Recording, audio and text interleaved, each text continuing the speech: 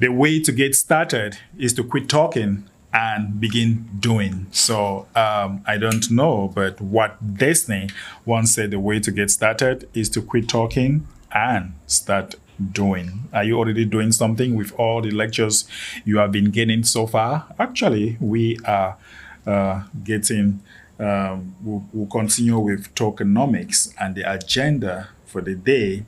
Today, we shall be talking about the price of a token. We shall also be talking about the market cap. Sometimes, what does price mean to you?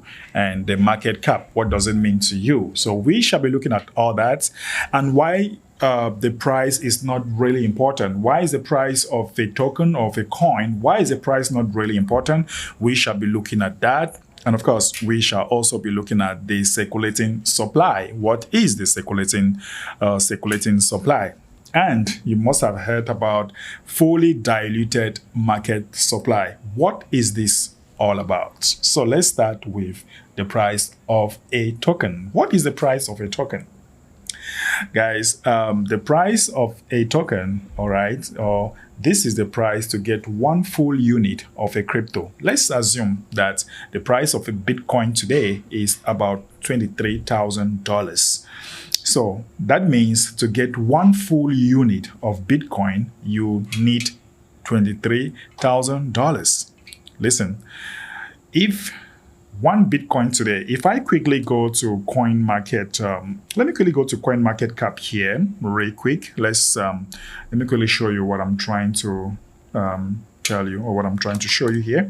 If we go to coin market cap and we go to currencies here, and then this is Bitcoin today, all right? This is Bitcoin today, and the price of Bitcoin right now is $23,000. Means that is the price for one Bitcoin.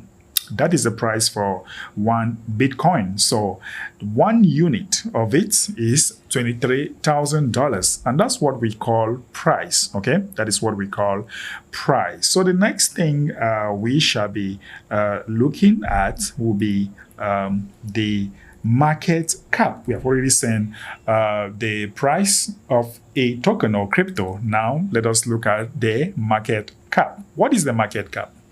This is the total value of all the coins in existence. All right. This is the total value of all the coins in existence, and it is the total value given by the investors. All right. The total value given by the investors, and price of each coin is affected by the circulating supply. And of course, if we have more coins in circulation, therefore it's going to affect the price. If the coins are actually restricted from circulation, therefore the price also might go up. If more people are buying, therefore that's kind of demand that will also make the price to go up. Now, how do you get the market cap? The market cap is just equal to coin price multiplied by the number of coins. Let's take an example that we have Bitcoin, all right, and we want to know the market cap of Bitcoin, all right. If you want to know the market cap of Bitcoin, just take the price of Bitcoin for that day, and then you multiply it by the number of coins. So let's say we have 21 million Bitcoin, and we have the price is $23,000, multiply $23,000 by 21 million. You are going to have the market cap of Bitcoin for today.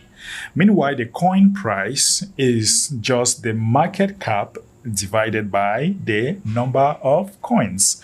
So if the market cap of Bitcoin is maybe 1.7 billion and the number of coins is about 21 million, that means that for you to have the coin price, you just divide the market cap by the number of coin. That way, you are going to have the market cap. We can quickly go right here. For example, if we go to coin market cap, you will see that this is, all right, this is the price of our coin. And for us to get the market cap, we are going to take the price of Bitcoin, multiply it by the total supply. all right, by the number of coins in circulation.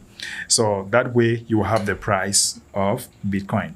So guys, this is it. You have seen the difference between price of a token. It can be a token, it can be a coin. I just took an example like Bitcoin, which is a coin, all right. How you can get the market cap, how you can get the price. That is simple mathematics.